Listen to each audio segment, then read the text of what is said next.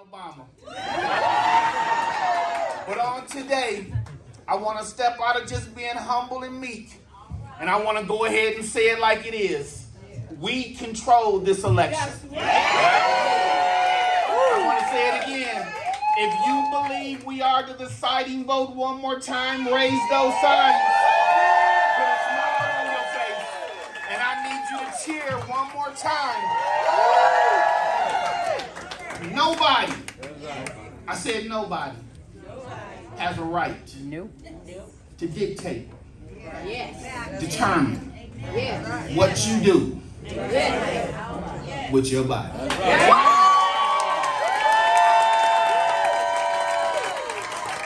If you believe me, you know what to do. Raise your sign, put a smile on your face, make a loud sound in this place tonight. The whole world is watching. The whole world is watching. Do me a favor, I have nothing against McDonald's. But you let the world know this is not Mickey D's. You let the world know that this is the battleground. This is the place where this next election, again, ladies and gentlemen, is going to be determined. What an awesome honor that has been bestowed upon us. What an awesome honor that come November 5th. No matter how people feel about Nevada, they're going to have to pay attention to Nevada.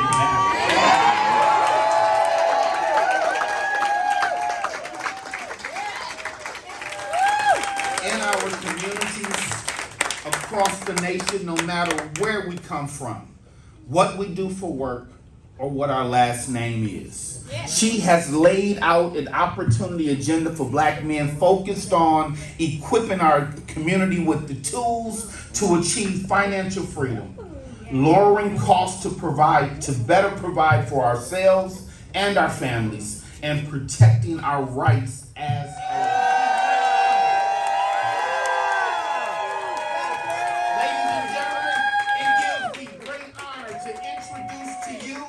a champion, not just a champion, but the people's champion for working Nevada. My friend, your friend, Senator Jacky Rosen.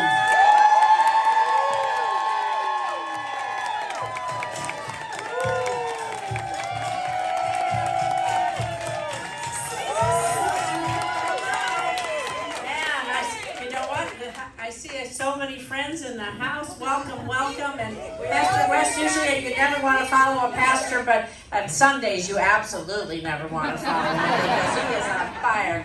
But thank you for all you do for the community. And I'm going to give a special shout out to our very own Governor Bob Miller and his wife Sandy. I'll give you a little bit of a fun fact. Him and President Clinton were governors together at the same time. And so we are so proud of Governor Miller and his wife Sandy for all they do for our community all of these years. Thank you for coming. And so I guess you saw the signs. Are you ready to vote? Well, I can't see everybody's shoes, but I can tell you this. We only got 2 weeks in the elections, and we got to make every single day count, so we got to get busy, so you got to get your running shoes on. And why? Because that road that you're going to be walking on to knock on doors and talk to your friends and make sure everybody votes, that road to the White House and holding the Democratic Senate majority, it runs right through Nevada.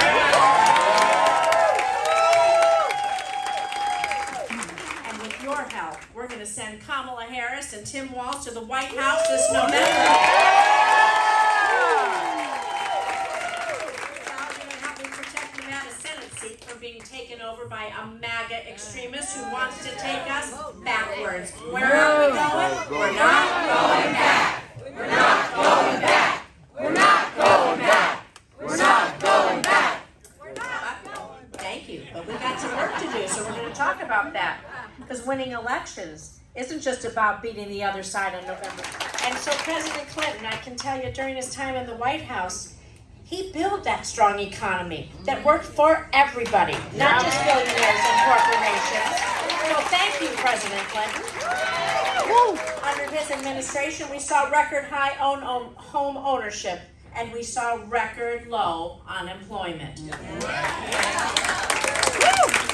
he was president, we saw higher incomes, expanded family and medical leave, greater opportunities for Americans from all backgrounds to succeed. These are the same values we're fighting for today. And together, we get it done. So President Clinton's leadership in the White House has had a deep impact on Nevada. So I'm going to give you an example. Everybody here knows about the Yucca Mountain project, right? Nobody here wants nuclear waste, right? But Nevadans have been fighting since decades to prevent our state from becoming the nation's nuclear waste dumping ground. Well, back in 2000, Republicans tried to advance plans for Yucca Mountain and sent thousands of tons of nuclear waste to Nevada. And you know who vetoed that bill and stopped it? You have a guess? President Bill Clinton.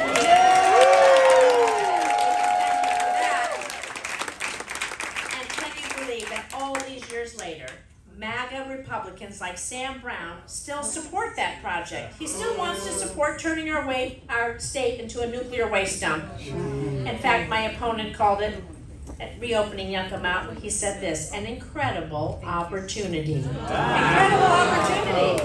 Once nuclear waste coming to your backyard. Anyway, that's one of the many, many differences between us. Sam Brown thinks nuclear waste dumping would be an incredible opportunity for our state. I think it would be an opportunity for disaster. And I'm going to continue working with Democrats and Republicans from across our state to oppose this reckless plan and keep everybody safe.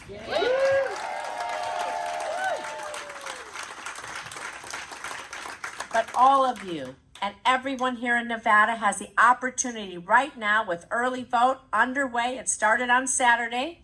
What are we going to do? We're going to chart that path for our state, for our families, for our children, for our future. You can elect leaders who fight to protect your health care. You can elect leaders that want to lower your prescription drug costs for hardworking Nevadans. You can elect leaders. I see Lyuna over there. You always have the orange shirt, so I see you guys, right?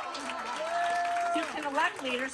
We were just with Culinary. I'm a former member. But you can elect leaders that stand with Nevada workers wherever you work to make sure you have fair pay. Make sure you have benefits. Make sure you have a safe workplace and a secure retirement for everyone. Yes. And you can elect leaders that work across the aisle and try to find bipartisan solutions to common ground instead of just divisive gridlock. And I'm going to talk to everyone here. Does everyone in here, I'm going to ask you to raise your hand. Does everyone in here know or love a woman in their life? I see every hand goes up. So you can elect leaders who will defend reproductive freedom from anti-abortion extremists like Sam Brown, who want to take rights away from the women that you love or the woman that you are. We won't let him.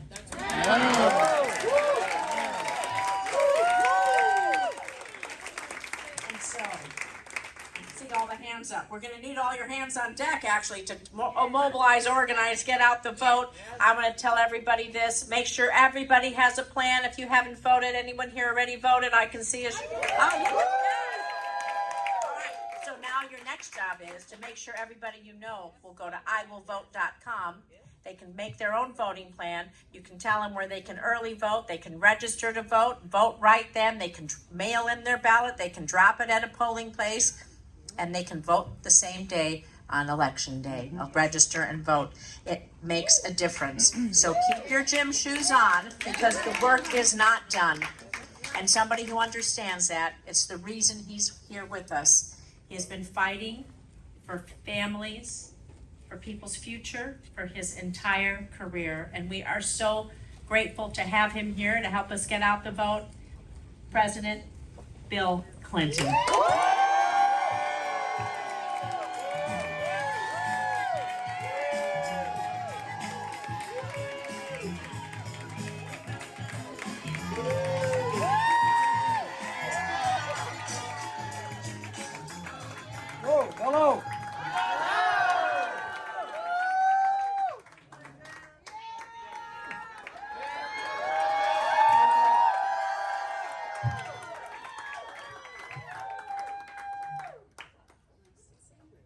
West, thank you so much. And thanks for making the case for Kamala Harris. Yes. I want to say something about that in a minute, that I think is really important. But I thank my longtime friend, Governor Bob Miller. Yeah. I love them, and if it weren't for them and the late Harry Reid, Andrew, I don't know if I'd have won Nevada twice. It hadn't been done for a very long time by Democrats. When I think Lyndon Johnson was the last Democrat to carry Nevada. So you voted for me twice, and I'm very grateful. I want to thank Assemblywoman Cecilia Gonzalez for being here, and the co-founder of Dream Big Nevada, Astrid Silva, who was wonderful to Hillary when she ran, and I bring greetings from her. And we thank you.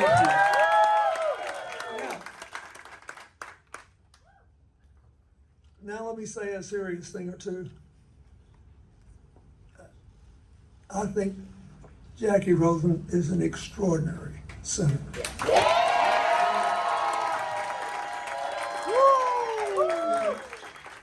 When we started this election season,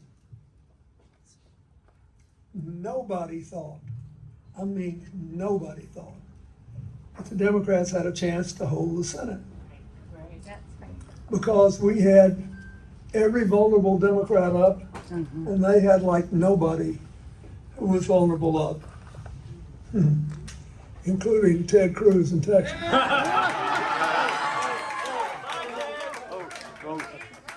Yesterday I did an event for our candidate, Colin Allred. Yes!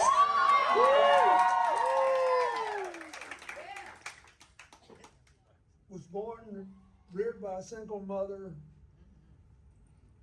rose out of very meager circumstances, became a great football player at Baylor, was a pro for 5 years. He's more or less twice my size. And, God, the guy's big as me. Anyway, but he got injured, and it ended his career. And instead of folding, he went back to law school, became a voting rights lawyer, and became somebody that anybody would be proud of.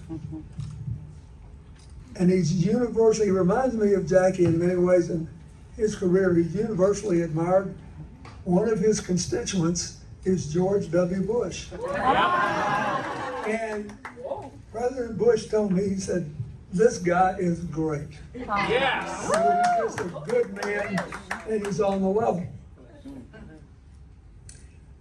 So I told him that since 60-some% of the people in Texas could remember that Ted Cruz jetted off to Cancun when Texas was freezing, his slogan ought to be Can Cruz.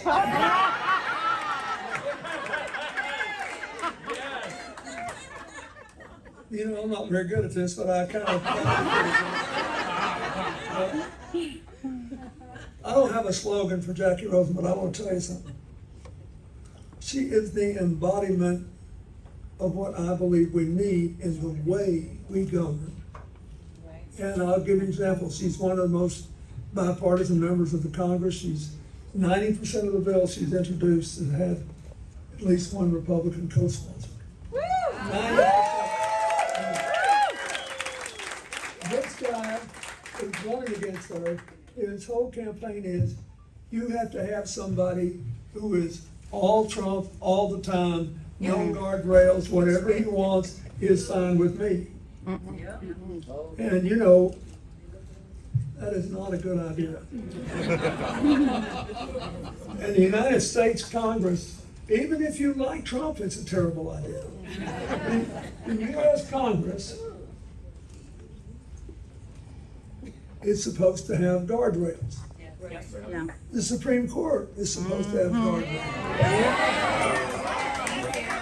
He gave us the Supreme Court that basically issued the darndest ruling I ever saw, saying, oh, once you're president, you're totally immune from any action while you're in office. And by the way, whatever you do when you're in office, as long as it's in any way related to your job, cannot expose you to criminal liability.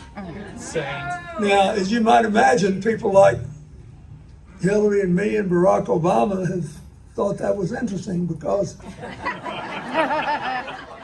I can just hear him now. He's got the speech, and I took an oath to preserve, protect, and defend the Constitution. I think Hillary and Bill and Barack are a threat to America's future. And, you know, I suppose I could have them executed for treason, but I'm a really good guy. So I'm going to send them to the Supermax in Colorado for the rest of the night. So I've already got a petition prepared saying, dear Mr. President, if you're going to send me away, just remember this, I'm nearly as old as you are. And, I don't like the cold. So can you at least send me to some prison in Florida or something? I'd take Nevada, I'd certainly. So anyway, if the worst happens and they do that, y'all come see us, will you? Now, we're laughing about this, but it's not funny. It is not funny at all.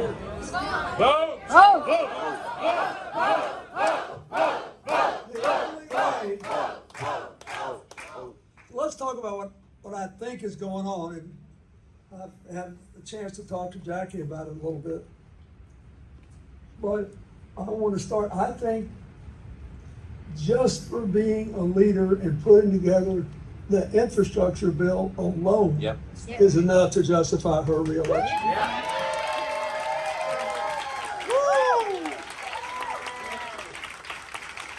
I talked to one of the people that works for President Biden, Mitch Landrieu, the former mayor of New Orleans, in implementing this, and he said, you know, we've got like 60,000 projects out there, and pretty soon we're going to have 100,000. And every one of them is creating good American jobs. And is making it less likely that you'll read those tragic stories of bridges breaking and people drowning and all that. With all this problem we're having with storms, because the climate is changing, we're going to have to build more resilient structures. We're going to have to reinforce our infrastructure. In Nevada alone, there are about 9% of the people who don't have access to affordable broadband. And that's part of infrastructure too. And it will make a huge difference in the way those people have to live. Now, Donald Trump promised us an infrastructure bill, and Joe Biden did. Only trouble is, only one of them delivered. Biden.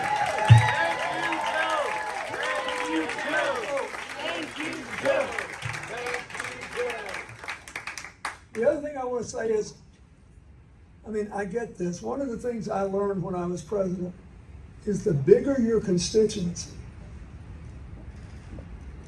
the longer it takes people to realize that something that affects everybody has changed. For example, when I came here running in '92, I said, look, this trickle-down economics won't work. And we're going to have to change it. And you've been eating the sugar of trickle-down economics for 12 years, and nobody's made you go to the dentist. So you're not going to be happy about everything I do, but we've got to do it to stabilize the economy. And the whole trickle-down kind of is everything's a free lunch, you know. It's like Trump, just spend all the money, not worry about it. So it took 3 full years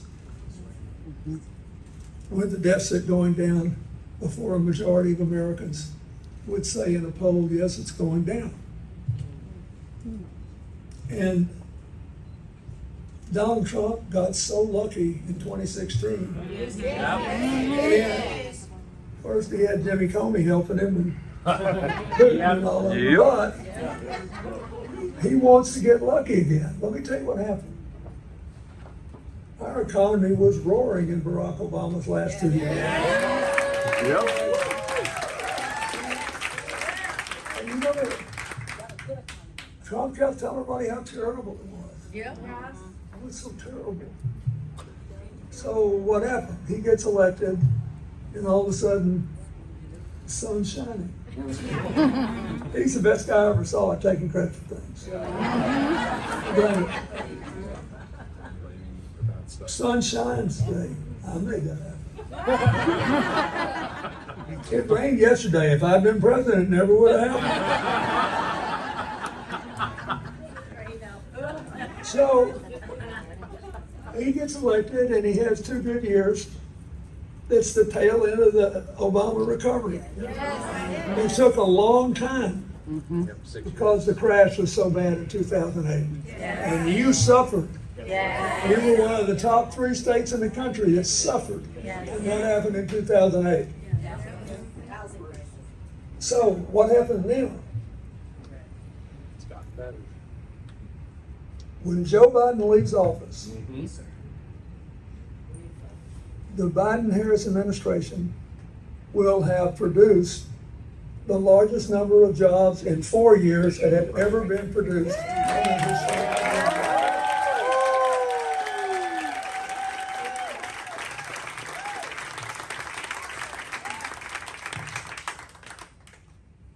And we're the best positioned country in the world for the 21st century because of the infrastructure bill, which 40% of the Republicans in the Senate voted for, but only 24% in the House.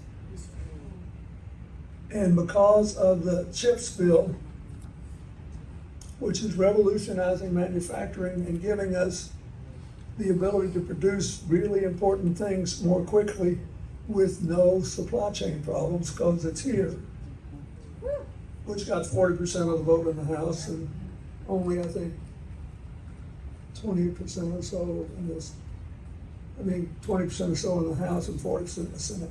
And the Inflation Reduction Act, which got 0 votes from the Republicans in the House or the Senate. And her opponent has criticized aspects of it that control inflation. The $35 a month cap on insulin. That's a big deal. Do you know how many people in this country have type 2 diabetes? That's kind you get from liver.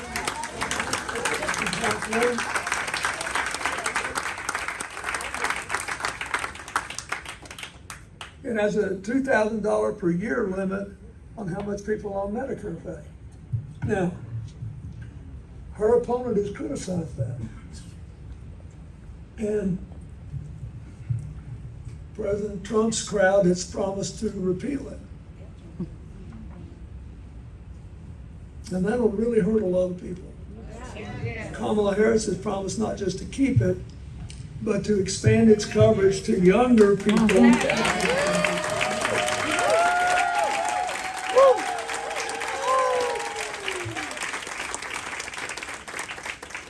So in these last 2 weeks, I don't want you to spend a great deal of time bad-mouthing Trump. I want you to tell people why Harris is better. This is what they're going to do. These are the real differences. There was an amazing article in the Washington Post today that looked at 8 big issues in the campaign. And they said it's stunning when people know her position and his, they like hers better. Except where they agreed, like not taxing tips anymore. Yes. Which is a big deal here. Yes. But you don't have to vote for him to get that because they're both for that. Right. That's right. And when they understand what was in her immigration bill, Right. they like hers better. Right. And I'd like to explain that. First of all this business about how we had open borders, it's bull. Yeah. Obama administration sent more people home from the border Yeah. than Trump's did. But there is a law signed by Lyndon Johnson which says that if you show up at our border with a credible threat to your safety or the safety of your family, you are entitled to be taken in as a migrant in emergency settings. You can go to work within a few months, but you have to get in line behind everybody else before you can apply to be a citizen, because the people that follow the rules deserve to do that. That's what the law is. And what nobody could have foreseen is that all these upheavals all around the world have produced the largest number of immigrants in Europe and Africa, in Asia, all over the world, that we've had since World War II. So not surprising that people that live near here like America and they'd like to have a chance. And we're sympathetic with it, but there's a limit to how many people we can process at once. The last significant immigration reform we had was in 1983, when President Reagan and the Democratic Speaker Tip O'Neill reached an agreement, and everybody accepted it, and nobody demonized immigrants the way Trump does now. We just did it because we knew we needed, even then, we were a nation of immigrants. Now, our birth rate is well below replacement rate. Well below. And unless we get, all of a sudden start having babies like crazy, we're gonna have to have some help here. All this AI craze, they ain't gonna make up all these jobs, trust me. So, what did Joe Biden and Kamala Harris offer? They went to the Republicans, the most conservative Republicans in the Senate, who were the most anti-immigration, and said, look, we'll let you write the part of this legislation which limits the number of immigrants for the next couple of years that we can take if the monthly total gets above X. I think it's, I don't know, 5,000 a day or something, whatever it was. Anyway, we'll let you limit it. But we want you to do something for us. We want you to let us build enough housing along the border that we don't have to divide parents and children anymore. We want you to hire enough judges and lawyers and advocates and all the people that have to go through all the rigmarole to determine whether these people really are eligible to come, so that they don't have a backlog of years. And then we want enough people there who can vet folks who come for their background. Because it's very important to me. If you look at the crime rate among immigrants, it's considerably lower than that of the native born. The average, every 5 immigrants creates 6 jobs for native born Americans. The small business formation rate is more than twice that of the native born. Still, the American people are entitled to get rid of the chaos. And, you know, Barack Obama took a lot of heat when he was president, but he was doing the right thing, trying to make sure that we have an orderly system that was not out of hand. And then all of a sudden, boom, we had the biggest problem. So there is not a person in this room that could have followed the law and run this system right when a system built to handle 400,000 people a year all of a sudden had 1.8 to 2 million people a year showing up. Nobody could do it. I couldn't have done it, nobody else did. So In other words, they had a fix. And the most conservative Republicans in the Senate signed on to it. And we were gonna roll that thing. Finally, a fix so we didn't turn immigrants into punching bags, and we didn't make people at risk because people got in who shouldn't have. And what happened? Dumpty. One person killed it. Yeah. Dumpty. Donald Trump said to all his supporters, you can't do that. Oh, you can't do that. You don't understand. I need a problem, not a solution. Yeah.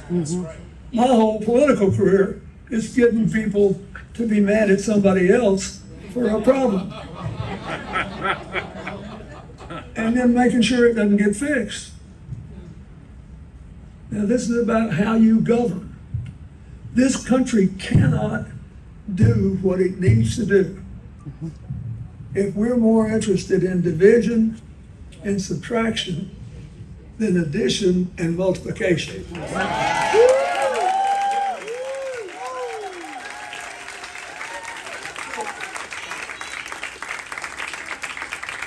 And it can be done, which I think is why I don't understand why Jacky's not winning by 20 points here. Vote for me, I'll be just like Donald Trump. I'll keep people torn up and upset all the time. I'll keep people mad. You'll be happy. I'll always blame somebody else.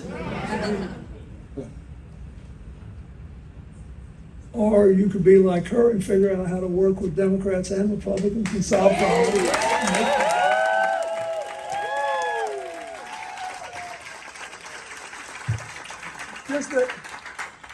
Just a couple more points on Vice President. Hillary has known her for 30 years. I haven't known her for 30 years, but I've known her for a good while. And look, I'm getting pretty old to do this, even though I'm still young at the time.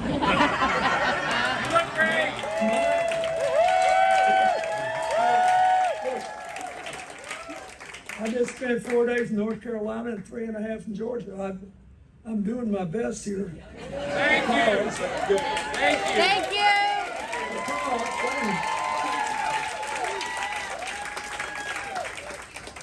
Because what I'm campaigning for is my grandchildren's future.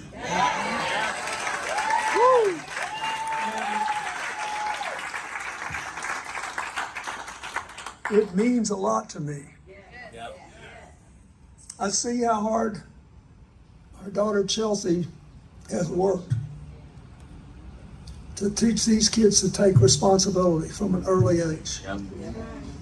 If you make mistakes, fess up. I'm not going to quit loving you. Dad and I love you unconditionally, but you have to fess up if you make a mistake, and then we'll try to figure out how to correct it and not make it again. Be kind, be brave. Treat everybody the same. And I do not want them to grow up in a country where there's one set of rules for the dominant class and another set for everybody else. If you believe in addition and multiplication, the only way it works is if we all live under the same set of rules. If we all look at here and say, look at the diversity in this crowd. This is good. Diverse groups make better decisions.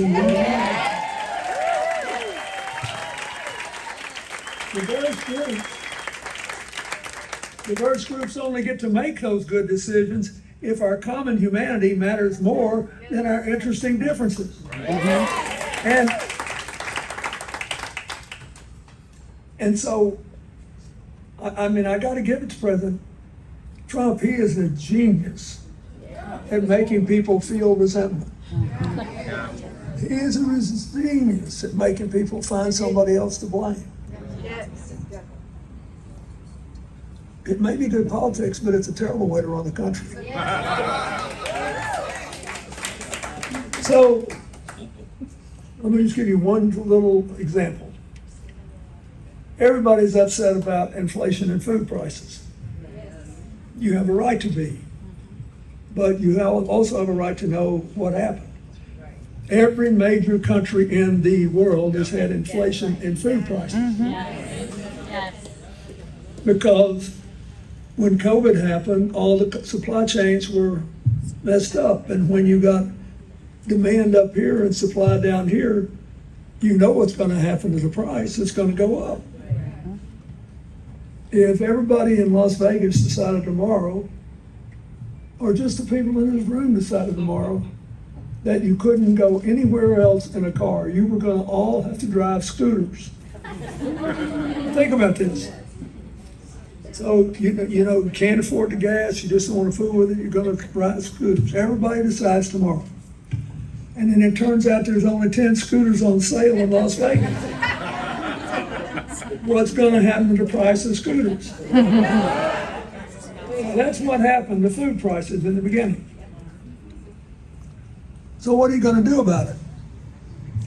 Donald Trump said there was no inflation under me. There wasn't, the economy collapsed. There was nothing about it, right?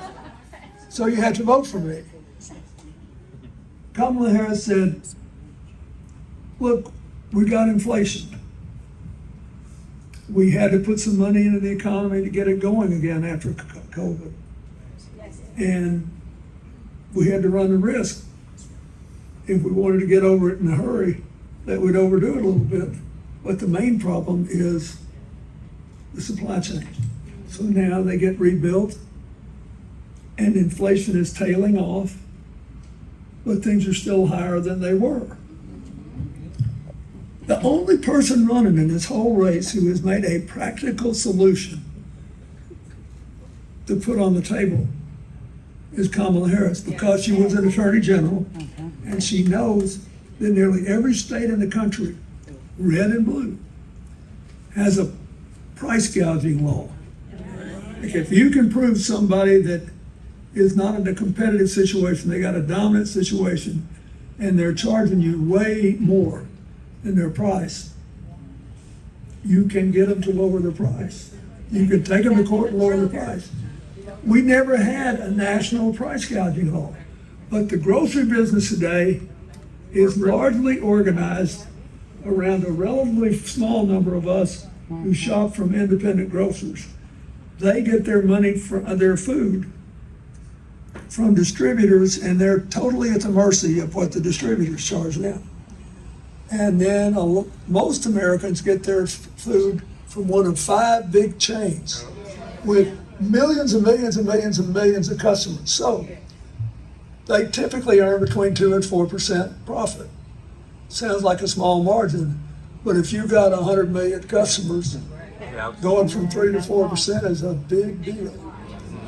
And that money all comes out of the hide of the people buying the food. So what Kamala said is, look, I'm not going to accuse anybody of anything. And I don't want anybody to go broke. But we deserve, it's been a good while now since we've had our supply chain back up, and we deserve to know. And if the Justice Department can look into these things, we will know. And if the grocers know this is going to happen, they'll be a lot more reluctant to raise prices of what should be done.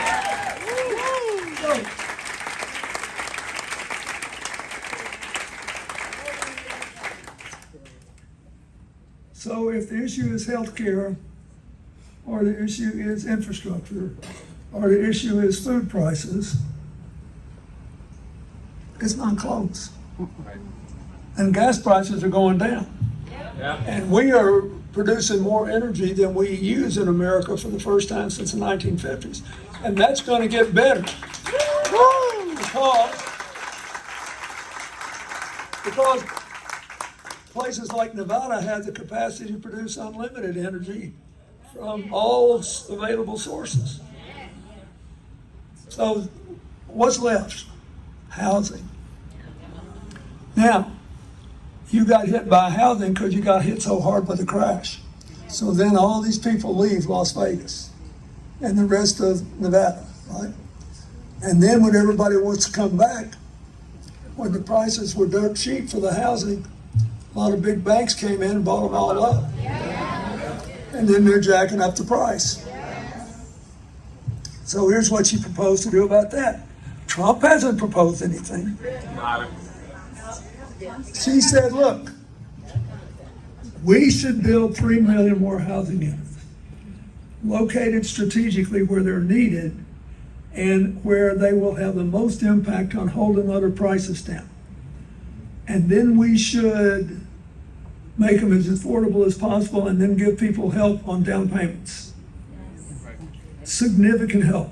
It's the most innovative thing that's been produced in a long, long time since we set out to cure homelessness in my first term. I mean, this is really significant. And nobody talks about it because you turn on the news every night or you get on your computer and you just want to see which side call the other one a more clever name. Or we get to watch Mr. Trump sway. Or dead golfers. Well, look, we're laughing, but it ain't funny if somebody stays home because they don't know what's at stake. It's not funny if somebody buys the Trump argument that you have to vote for me because of inflation. It's not funny if you wake up the next day and you say, oh my God, I gotta worry about the Supreme Court again. They just had the most right-wing term in 100 years. You'd think that would be enough, but it's not. So that's what I want you to think about. And again, I know there's not a lot of votes in this, but it really bothers me that he is going to be totally unaccountable if he gets elected. That Supreme Court gave him a green light that, you know, I never dreamed I had. And I shouldn't have. And, you know, now everybody knows what they got to do to get close to him. Yeah. When he says, you're going to believe me or your lying eyes, you have to say, you, master. Poor old J.D. Vance, I felt sorry for him. He made all that money in the tech business and grew up kind of like I did in an alcoholic home and didn't have a lot of money. And all of a sudden he goes off and goes to Ohio State, was in the military, and then got to go to Yale Law School and get rich.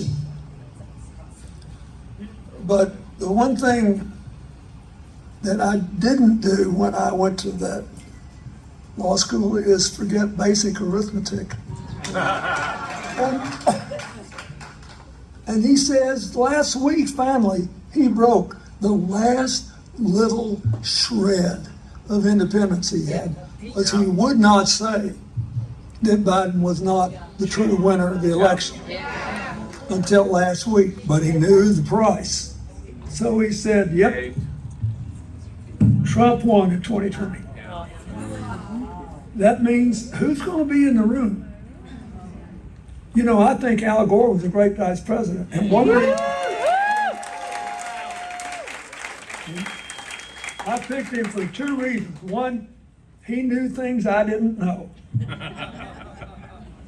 He knew more about weapon systems. He knew more about the details of nuclear energy, even though I knew quite a bit about that. One reason I sided with you on that is that the oldest continuously operating nuclear power plant in the U.S. is in my native state. And we did need some place to put the waste. But I also know I live in a state with a big earthquake fault, just like you do. And anybody who ever looked at the map in Nevada would say they want to put this thing here because they don't have many electoral votes. Because nobody in their right mind would endanger all the assets you've got in this state with the fractures you might have in the ground. So that's it. If you look at the environment, if you look at the education, I haven't even talked about that. They want to get rid of the Department of Education.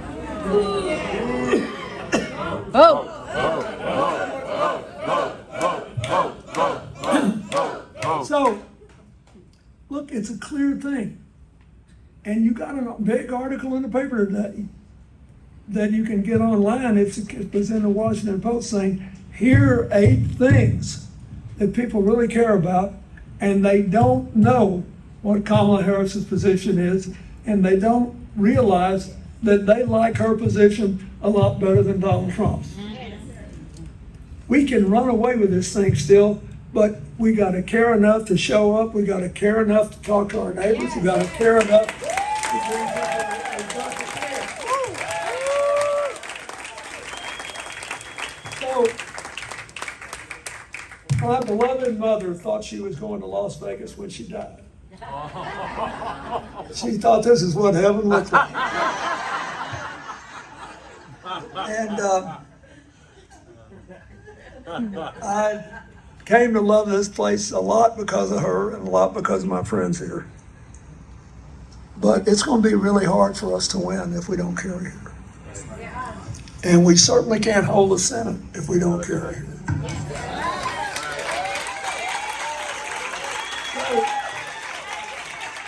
So I will say this one, go out and talk to people. And don't get mad. And don't do what Trump and his friends do. Don't call anybody any names. Just say, look, I'd like to talk to you about this. I'd like to explain why I feel the way I do. You'll be surprised. You will have some success, and we'll have a great victory, but it's all up to you. God bless you. Thank you.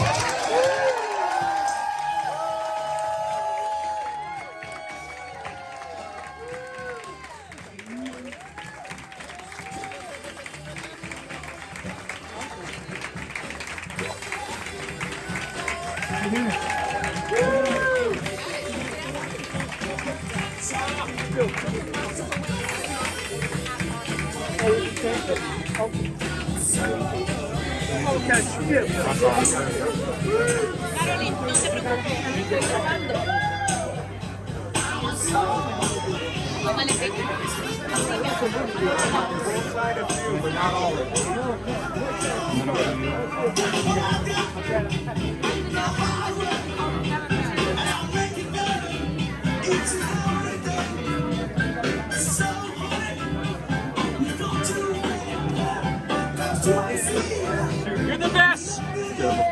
You're the best. I fell. You're the best. Thank you.